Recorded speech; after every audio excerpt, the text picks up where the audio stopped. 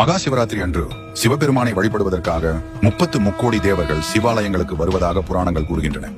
இந்த புண்ணிய நேரத்தில் சிவ வழிபாட்டில் ஈடுபடுவதன் மூலம் அனைத்து தெய்வங்களின் ஆசீர்வாதங்களையும் பெறலாம். கால ராத்திரி எனப்படும் சக்தி மிகுந்த இரவுகளில் தியானம் செய்வது மிகுந்த பலன்களை தரும் என்று நம்பப்படுகிறது. மகா சிவராத்திரி அன்று பூமியில் ஒரு சிறப்பு ஈர்ப்பு சக்தி மேலோங்குகிறது.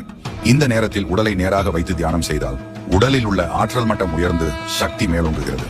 இது நரம்பியல் அமைப்பை சீராக்கி உடலில் ஒழுங்குமுறையை ஏற்படுத்துகிறது, மேலும் ஆன்மீக சக்தியை அதிகரிக்கிறது.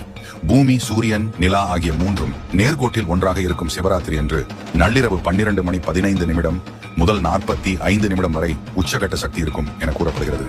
144 ஆண்டுகளுக்கு ஒரு முறை நடக்கும் மகா கும்பமேளாவின் போது வரும் மகா சிவராத்திரி மிகவும் சக்தி மிகுந்த அற்புதமான இரவாக கருதப்படுகிறது. இந்த நேரத்தில் பூமியின் காந்த சக்தி மற்றும் பிரபஞ்ச ஆற்றல் உச்சத்தை அடைகின்றன. விழிப்புணர்வை மேம்படுத்தி உள்ளார்ந்த ஆற்றலை வளர்க்கும் ஒரு புண்ணியமான நிகழ்வாகும்.